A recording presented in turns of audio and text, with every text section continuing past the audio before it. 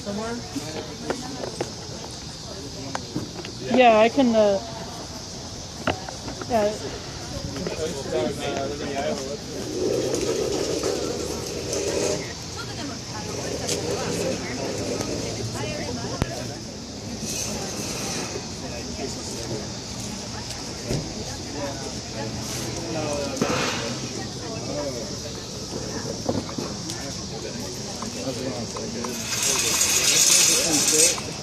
Is there any symbolism for the saw? What does it say? White? Oh, okay. Heavy metal axe. You're not celebrating your baptism? I wear it every 4th of July. Yeah. If you did that? Well, that's cool outside. We've got like a collection of fan art now.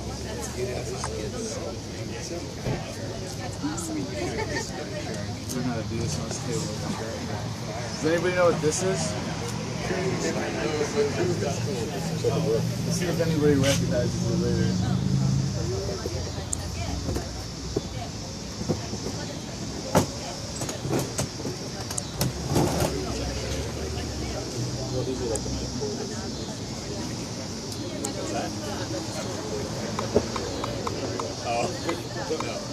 Origins are. I don't know why.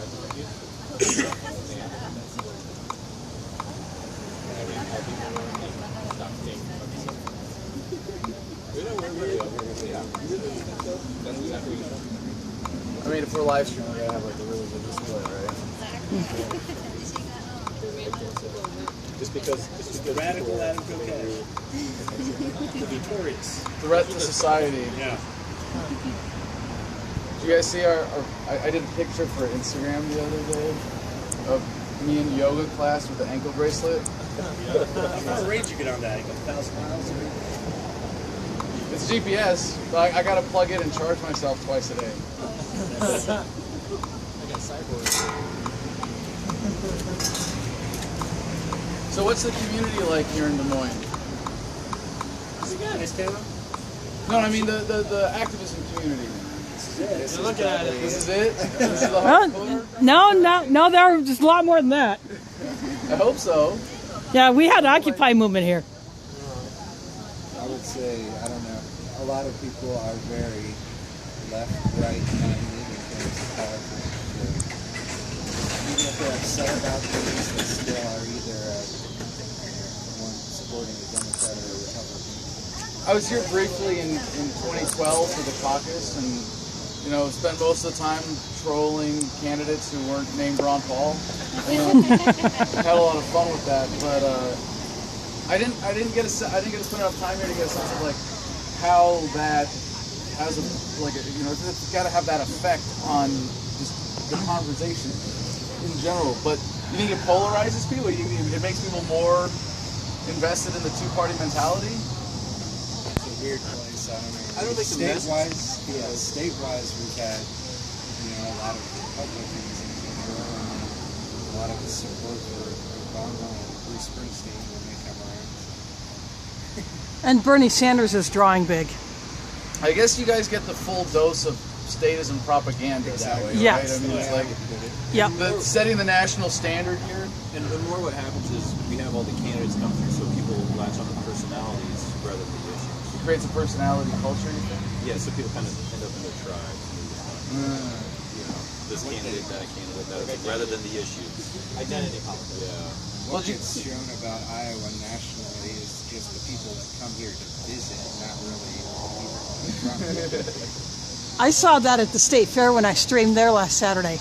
I streamed all 4 of the soapbox speeches. Well, did you guys get a chance to talk before I got here and at least get to know each other a little bit? Yeah. How do most people here, like, have you got a sense of how people have woken up? Like, what the main influences or processes were? You want to, like, go around? I would say it was the 2008 caucus. Yeah. Finally seeing a bunch of videos of Ron. Yeah. And then, that led you to Well, initially I was already open to it because of Macy's? yeah, finance, economics, Yeah. politics. Yeah, I mean, Ron Paul was, and if you went and read all of his books, you could say, okay, I got it. Or, I mean, if you read, like, you know, The Revolution, a Manifesto, or Liberty Defined, or some of his older stuff even.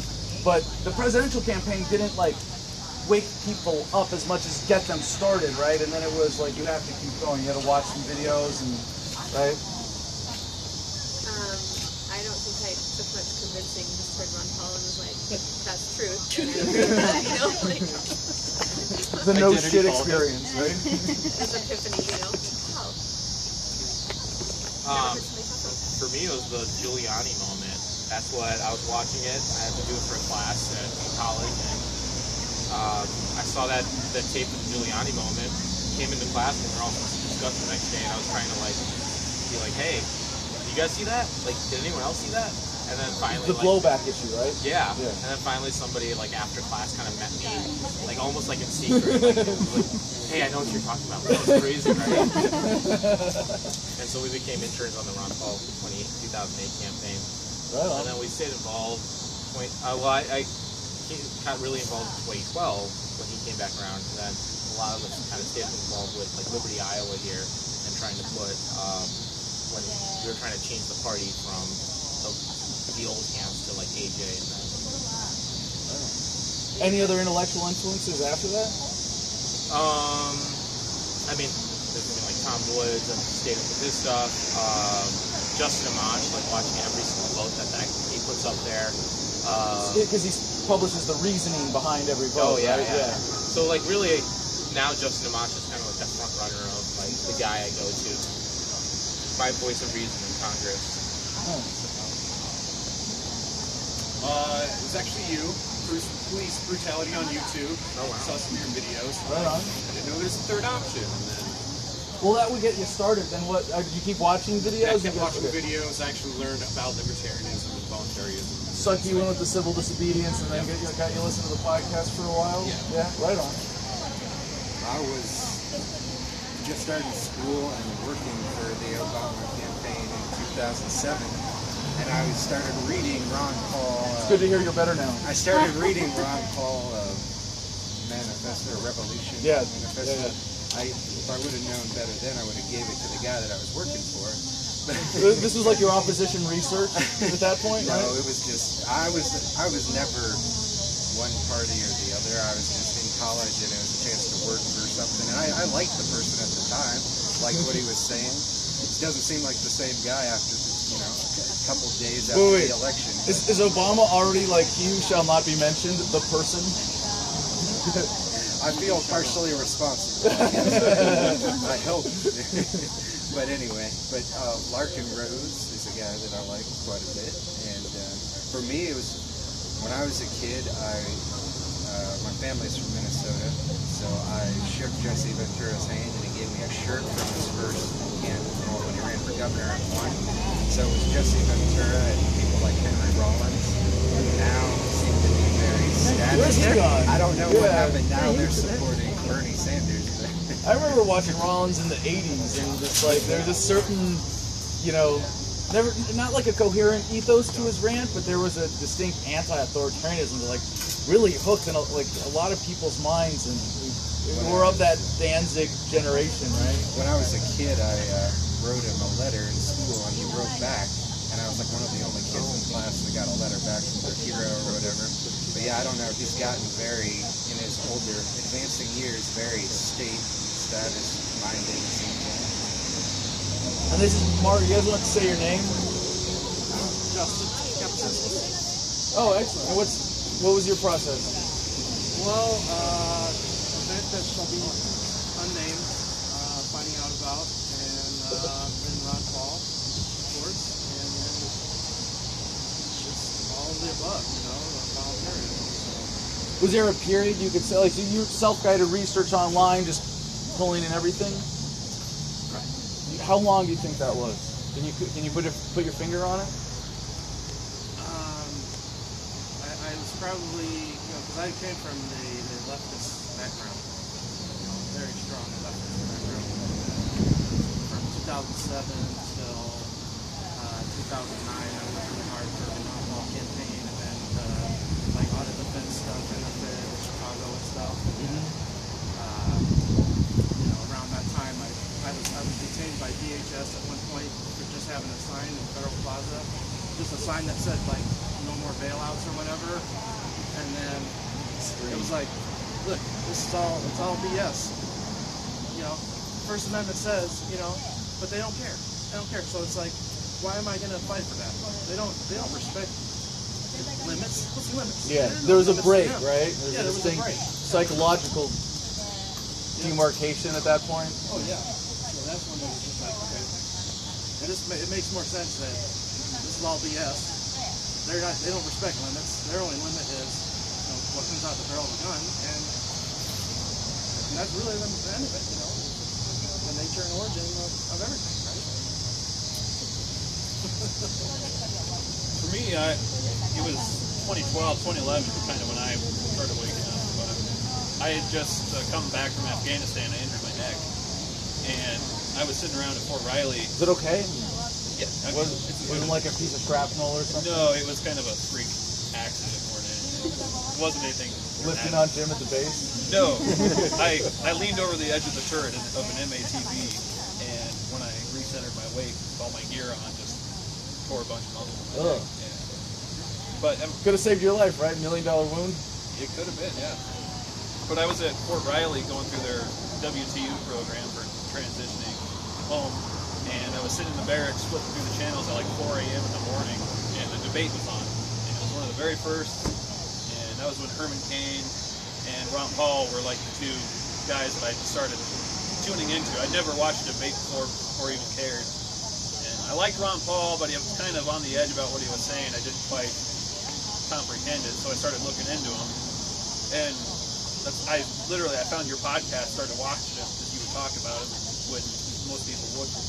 And then, you know, I had a really steep curve as far as getting involved in activism and educating myself. And I mean, I ended up coming out to the March for Ron Paul in Washington, D.C. I was there for that. Oh yeah, the Veterans March on the White House? Yep, Awesome. I was there for that. Awesome. Brought her, my wife, and another friend of mine. We came out. Ever since then, it's just been continued education on my own, and trying to stay involved as much as I can. Right on. Yeah, I didn't have any political, nothing knowledge of anything, like what was past high school. I was just like, man, this is oblivious to it all. And when he hit up in 2012, when he just really got educated with it, he just, you gotta hear about this, you gotta hear about this, you gotta look at this. And coming out to Washington was like a big eye-opener. Like, that was pretty amusing. That was a very awesome event. And not only that, just going through and like being a part of the Republican part of it all, I guess, and like seeing how things were worked through like the RNC and stuff like that. That was kind of different to me because I obviously wasn't exposed to that at all. I never really watched anything, but to see kind of like the hidden things and then to see what Ron Paul was kind of showing and putting out there, that was just the biggest thing. I love that guy. I was like, Gabe, is he still delivering babies? Because we had our son at the time, and I was like, I'll just go there, and he can deliver our son. And he's like, well, unfortunately not. I'm like, aw. But this is awesome. It was a very big eye-opener. And it's amazing to me how oblivious people are to the things that are going on around them. Like, that just, I don't know, just mind blows me. Right on. Thank you. Name's Joe Howe. I would say my Giuliani moment was watching it and me going, who's this old kook? I'll be honest with you, at that period of time. I was at Penny Bar downtown, we had full bar, caucuses going on, looking at that whole deal. I'm like, who's this old crank? So really what got me was the hypocrisy of the GOP.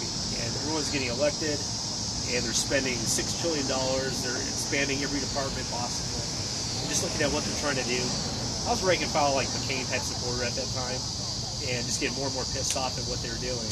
I had a college class, a guy named Justin Yorson, some of you guys know him. And we were sitting there, talking in class, not paying attention to the teacher, and he's like, we're talking about Libya. And I was like, oh yeah, we've got to bomb the shit out of them, these are bad people. He's like, what the fuck did they do to you? I didn't have an answer. And, starts showing me all these videos. And it just, it ruined my life. I'd probably be a Jeff supporter, a little button on right now. Sending him, part of my paycheck every week, so. and from there just cascaded, picking up Mises, Hayek, listen to Tom Woods. And I really enjoyed your YouTubes from the Occupy, and trying to look at their point of view and your debates there too. That was really interesting. I mean, I actually went down to Occupy there a couple months after you were there, but this kind of cleared out by that point. So yeah, I mean, just kind of a snowball effect, I guess. Right on. My name is Mati. I wouldn't say I'm much of an activist, but my wake-up moment was 2008, about Ron Paul. And also, my first child was born in 2008. And at that time, I realized that I had more responsibility to make this world a better place. So, just seeing how things aren't right, what I can do about it. I've watched a lot of YouTube stuff. Right on. I work with Mati. My name's Eric Matty, and he told me you were going to be here, and I'd never heard of you. And so I did a quick Google search, and I thought, yeah, this would be interesting. I'll check it out. Well, I think we can live up to interesting tonight. I got you there. Promise not to get arrested. My did name's promise. Sarah. I got involved back in 2012. I was just for the Republican nominee, and I ended up going to an internship where I met a couple people who were over there, and they were all open-minded, and they led me to see that there's more than just volunteering for a candidate and a name, but there's issues that are worth fighting for. So I'm here. So. Well, what developed the intellectual basis? I had a boss who would give me books and was like, here, you should read this, or send me YouTube videos from like Ben Swan or Rand Paul, and like, hey, you should watch this. And I was like, oh, okay, this is stuff that I agree with. Any books in particular stand out? I read, there was some Ron Paul books, I don't remember the titles of them, but it was like back when I didn't know who he was, so I was like, oh, this is cool, by a person who I don't know at the time, but it was stuff that resonated with me. Right on. I'm Andy. Got involved back in 2007. Didn't know who Ron Paul was for a while. I just knew I was into Austrian economics and all that jazz. Started off reading like Ayn Rand novels and stuff. When I found out who Ron was, I immediately got on board and kind of just all about it. Went saw him for the first time down here in Des Moines and kind of been part of it ever since. So. Right on. My name's Jake, and I want to say that I first stumbled into this sort of, group back when I saw some Mark Dice videos, and then somewhere along the line I saw you get referred, and so I started watching you, and haven't really watched Mark Dice in a while, but definitely like a lot of your videos. Definitely wish Ron was, running again. I could actually vote, but it is what it is. And you? I'm Kaylin Strain. I got into live streaming with Occupy Movement, but I did volunteer for when Howard Dean ran for president, and then Obama. I didn't do a whole lot for them because, limited on when and where I can go, but I just, I did some stuff. But then when I heard about Occupy, I thought, I wonder if this will come to Des Moines. And then a few days later, there was a big meeting up at the Capitol, and I went there and I got involved with that. And because of my little bit of healthcare background, I set up and maintained a first aid tent. And when we had our camp in Stewart Square, we got kicked off the Capitol grounds. And then I got onto live streaming, and I'm doing that. I went up to Chicago 2 years ago, or in 2012, for the NATO marches. Ran with the street medics up there, helped them out, got off one stream and some pictures. And then I just recently I went up to St. Paul for the march against the KXL pipeline and tar sands and streamed that. So yeah, I do a lot of streaming of local events of all sorts. Awesome. Well, thank you all very much. Did everybody get a chance to get another drink? All right. Well, then we'll get started. First, everybody, this is Macy Tomlin, my fiance. We just got engaged a little over a month ago. If you ever want an easy applause line, feel free to borrow that one. I'm just looking forward to being able to say, hey, we just got married, and everybody goes, oh, I'm so sorry to hear that. But it's been an amazing trip. We've been on the road with this tour for 5 months now. We've been living out of the trailer. We did a couple little warm-up tours for before this. We've been living out of this for about a year. You're all welcome to come and sign it. on your way out, we really appreciate everybody who's participated in building this incredible yearbook of the tour that we have. You'll get to see it. And I have to apologize for a little bit of false advertising. This is the American Campfire Freedom Tour, and they wouldn't let us put a fire in the room we had reserved. So out here, I don't know, does someone want to, no? Start gathering some wood chips maybe and just make a little pile? Well, it's really false advertising even when we do have campfires, because a more accurate description of this would be the Adam Kokesh of Voight's probation officer tour. And until recently it was going very, very well. Hadn't seen him since we left California. Still haven't seen that probation officer. Although if you want to meet him, there's a video on my channel, and it's like 18 minutes long, but you kind of get the point after 2 or 3 minutes. Like, man, being on probation really sucks, doesn't it? And anybody here ever been on probation? Yeah, right. No, the problem is, though, that he did write that Adam Kokesh of Voight's probation officer tour online, so his DC probation officer saw that. I thought it was really funny. Tried to use it against me in court. Fortunately, the judge had a better sense of humor than he did. But the 18-minute video, you see this guy, like, just... I mean, you can tell what a jerk he is after the first couple minutes. But if you find that entertaining, it gets better and he gets worse throughout.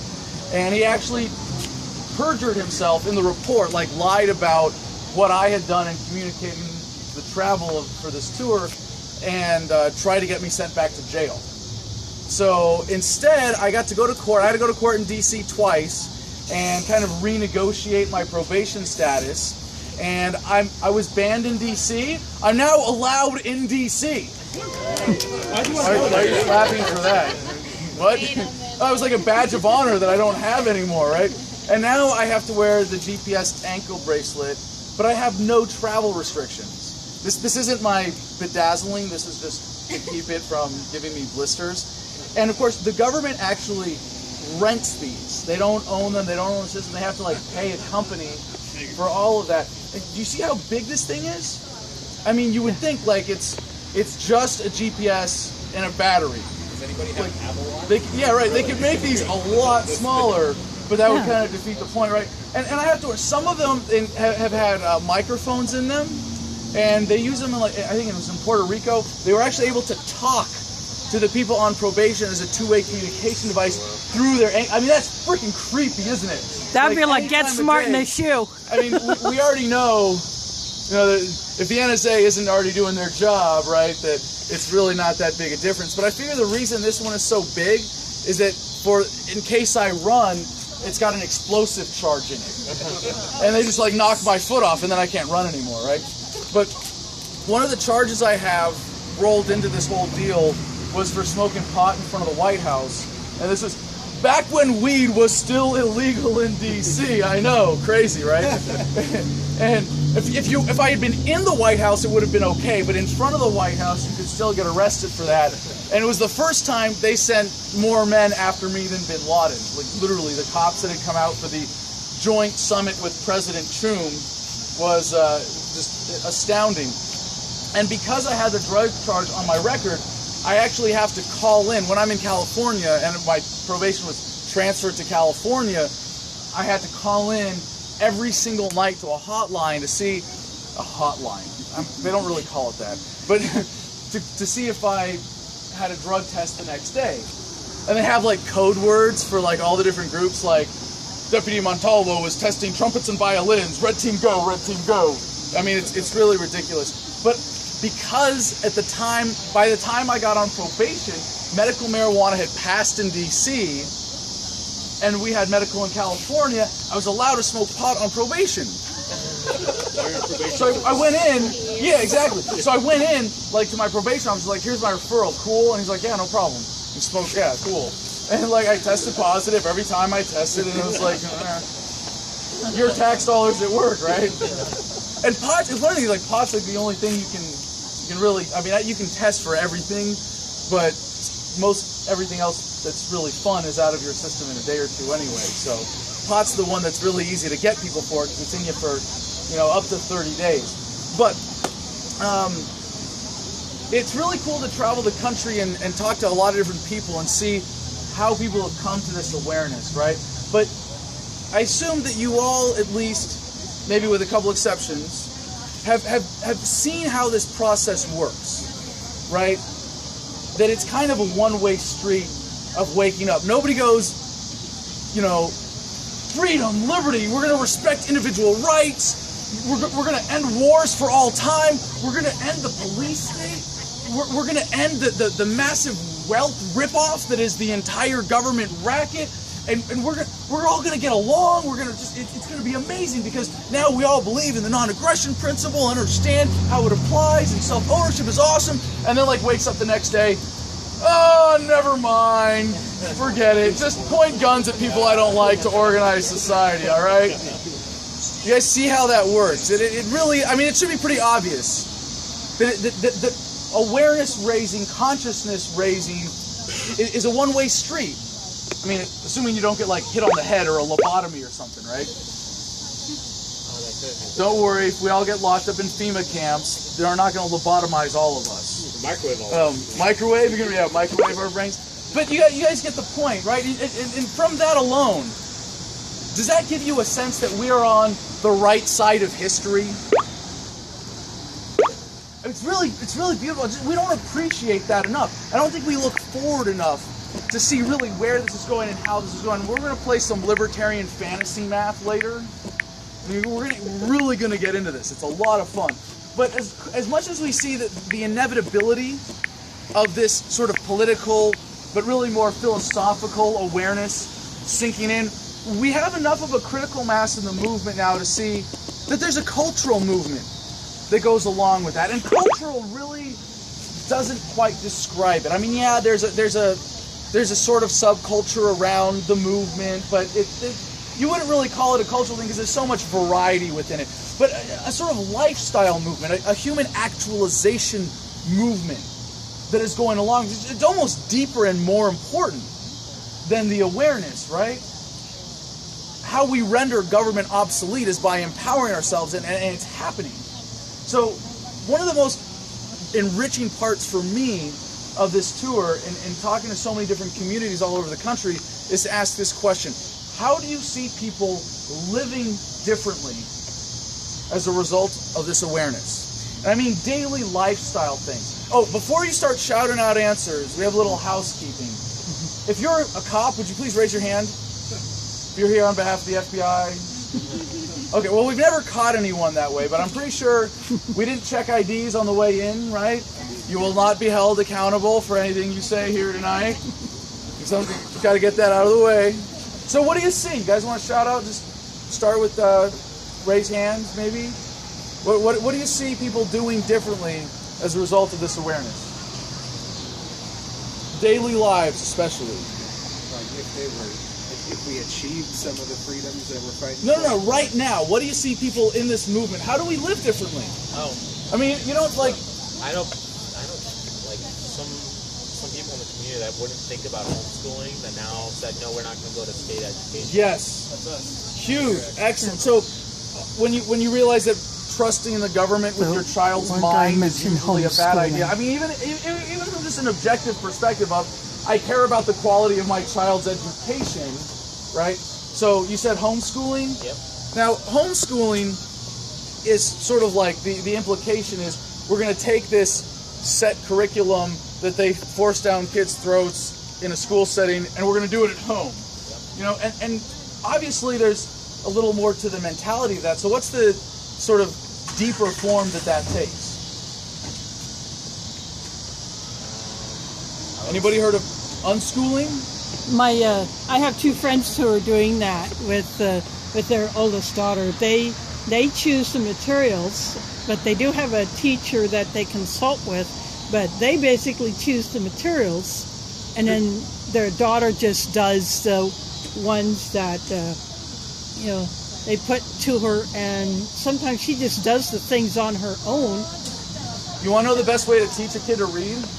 Show them a slightly older kid playing video games that require reading. And they learn what they want to learn, and it's way more effective, right? What else? I have a was going to say I have a 4-year-old right now, and that's how we put him on the path, sort of the unschooling. But we got a lot of ground to cover, though, because there's really a lot of things. I guarantee you guys know all of the answers that we're going to generate here. None of them are going to surprise you. What else? Like I wasn't before, I didn't think about owning a gun, but now I want to protect myself. And it's not just guns, right? It's a little more fundamental than that. It's taking charge and responsibility of your own personal security, right? When you realize that calling the cops is usually not in the best interest of your personal health and safety and well-being, right? So for a lot of guys, that's carrying a firearm, concealed carry. For some, it's open carry. And personally, I think if you're carrying for self-defense, you really should be carrying something less than lethal as well. Like you can get pepper spray the size of a marker now. Like if you're going to have a gun, and if you've carried a gun, you know that it's not just you strap it on and forget about it. You know, it's an effort to carry a gun conscientiously. You know, why not clip a pepper spray on as well? And for a lot of people, that's a lot more convenient, but it still means in most situations, I'm not going to have to absolutely rely on the police if something happens.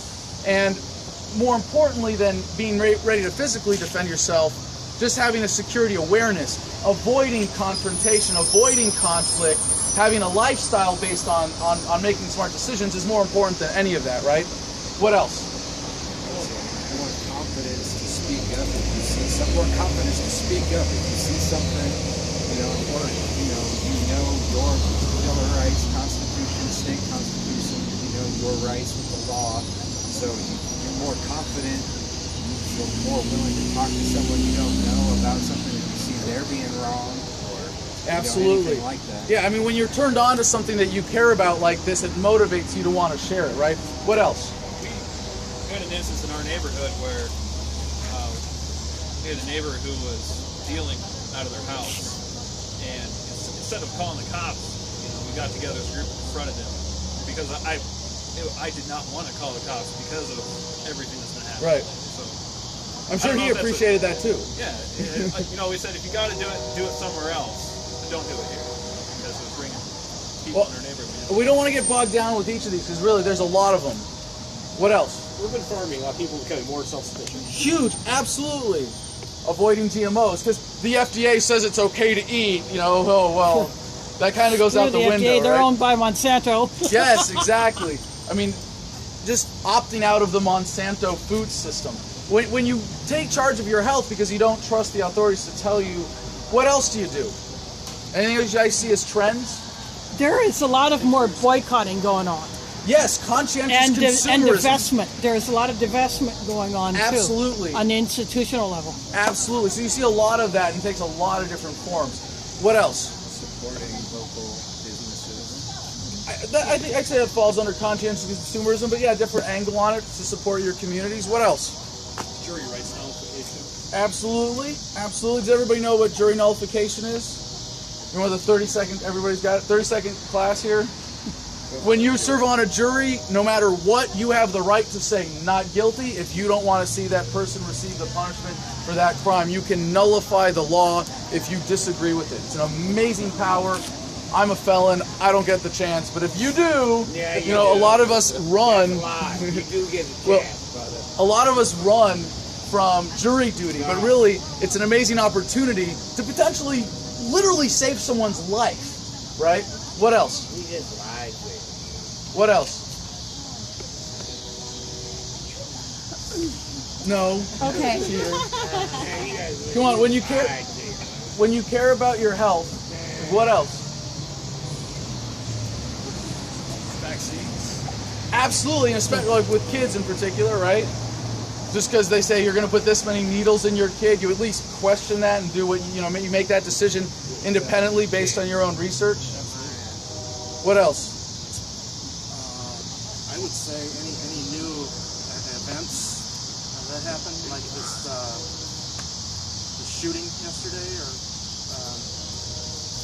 these things are more investigated more. So being a conscientious consumer of information, you're questioning, right? And part of the hive mind of the internet, questioning when you see a current event presented a certain way with an obvious intent of manipulation, right? What else? Not automatically following an authority figure, like someone who's I'm this authority, you don't automatically just say, oh, I can trust this person. Thinking for yourself, right? You pretty much turn off the main news sources. Yep. And look for your own sources. Yep, absolutely. Rise of bartering sites, getting rid of money. Excellent. Now, why would you barter? Because I value that product. What do I have in my pocket? Not in that sense, but like, why would you Tax choose to? avoidance. Thank you. There you go. This is why we ask if there are cops here, right? Well, this takes a lot of not paying taxes. When you realize that the government uses a lot of the money that you give it to hurt people, and that taxation is theft, and there's really no way of avoiding that when it comes down to actually looking at it honestly. So, for a lot of people, this is they take on a great deal of liability. But, barter, there's a book called 3 Felonies a Day, because that's how many the average American commits now, and it's mostly financial stuff. You might think, oh, barter, of course that's legal, not a problem, right? Well, it's legal if you report any transaction valued over $20 on your taxes. Otherwise, it's not, and you're violating the tax code. Gee. We can't even enumerate how many federal crimes there are. Yeah, exactly. We can't even give you a count of how many. It's over 4,500. So for a lot of people, though, minimizing their tax liability is rearranging their financial affairs, right? Like working under the table, where your only liability, maybe if you get caught, is your last paycheck. And there are other forms of barter, right? Or other ways of avoiding using the dollar, right? Like what? Oh gosh, we got cryptocurrencies, blah blah, things like that. Cryptocurrencies. Yeah, Bitcoin. Bitcoin, gold, silver, right? Alternative currencies. When you think like, and gold and silver obviously aren't nearly as practical as an immediate medium of exchange unless they're digitized and you have a way of exchanging them that way. But as savings, as having a secure savings that can't be touched by government, I mean, not trusting the stock market, right? Things like that, or at least, if you're going to invest in the stock market, you maybe have a little more balanced portfolio with some hard assets as a result, right? What else? Still a couple big ones missing. There's one about raising children, too, that we haven't heard yet. Macy and I have been starting to talk about this, and we've been free-range kids is sort of like the umbrella term, and it's fun for us, and everybody like, right? When you get it, it's a chuckle, but it's the worst advertising for status, because you have to explain, no, we don't want to eat children. Really? It's like Murray Rothbard, who codified this, taking like the 2 least popular words possible to describe what he was talking about, and putting them together into one term, guaranteed to offend everybody, anarcho-capitalism, right? But free-range children, there's a couple other things within that. Peaceful parenting. Peaceful parenting, absolutely, because you respect your child as a fellow human being as opposed to a possession. It really changes your mentality, and big credit to Stefan Molyneux is due for bringing that into the movement, right? What else? There are some, and a more political thing, some have deliberately taken themselves off voter registration lists. Yes, opting out in many ways. And this gets to the next thing that I was thinking in with children. We've been watching videos. My favorite involves a creek and a yoga mat. It's a porno.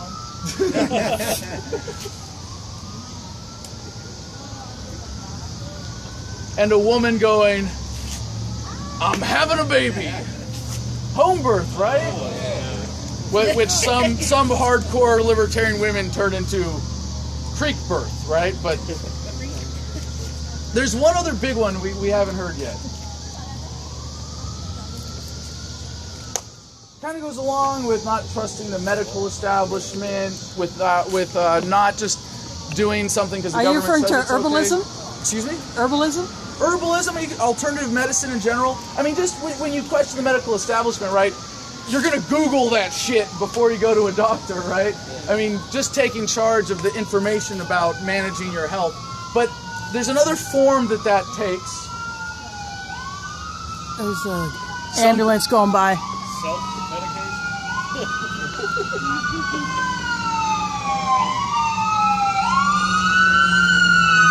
Don't worry, they're not here for us. Got the fire truck. I hope not. Okay. No, it. Self-diagnosis.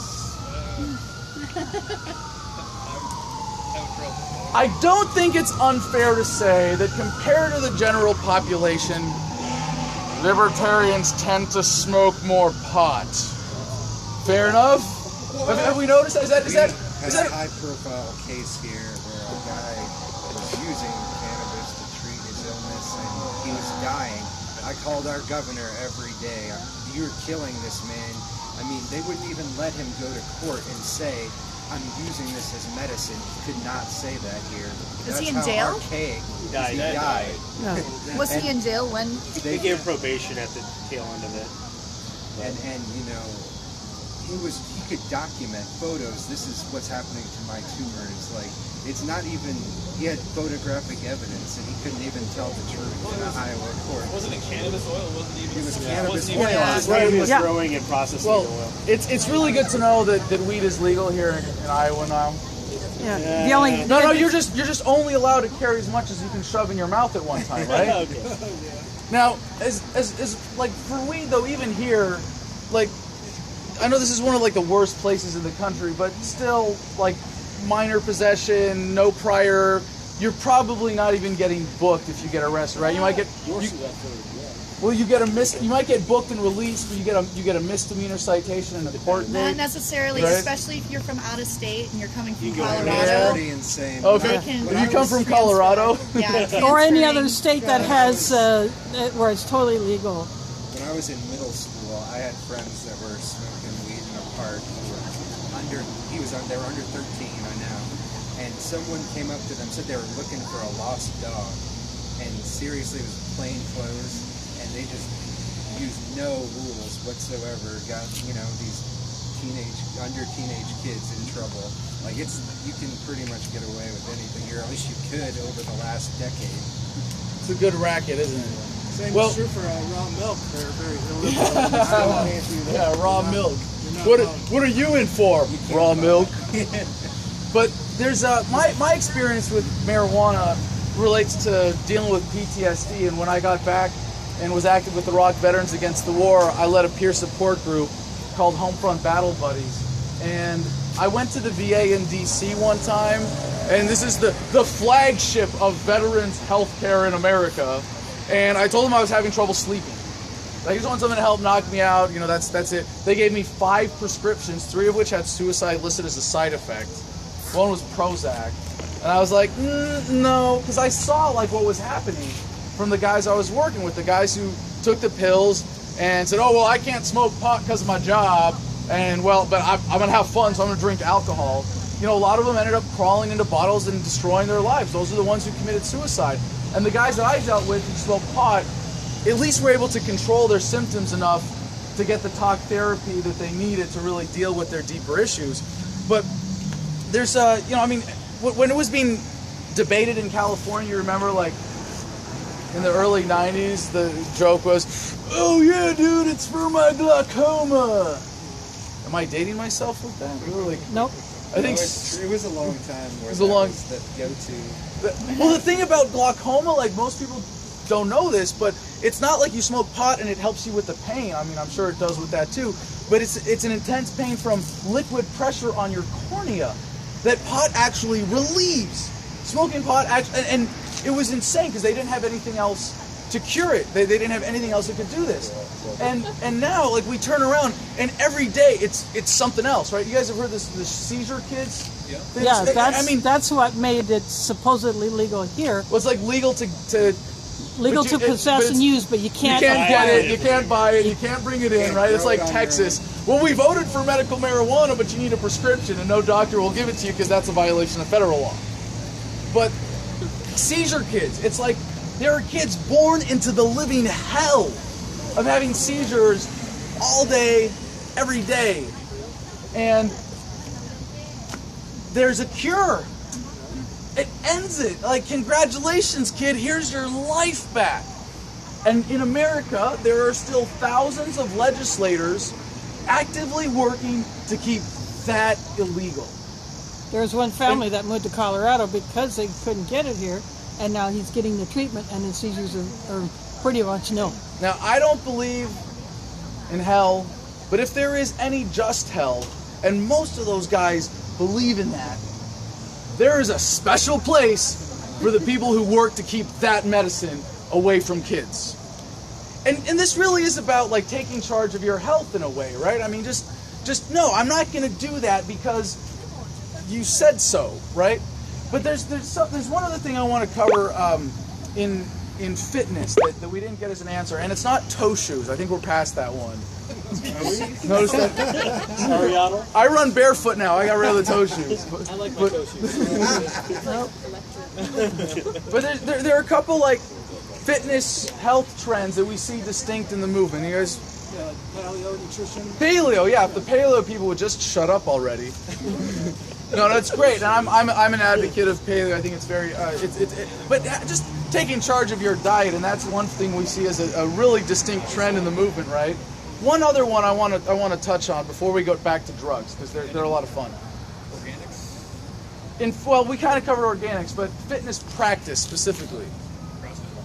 CrossFit, that's a good one. There's one other. Yoga. Oh, hey, perfect timing. There you go. Yoga. Is anybody here a regular yoga practitioner? All right, if you haven't tried yoga, you got to do it 2 or 3 times.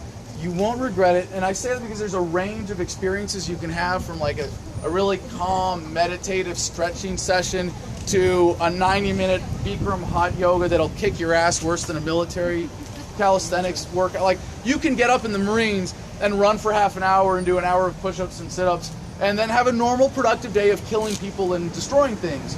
But I do 90 minutes of Bikram yoga and I'm like done for the day. Drink a gallon of water and I'm wasted.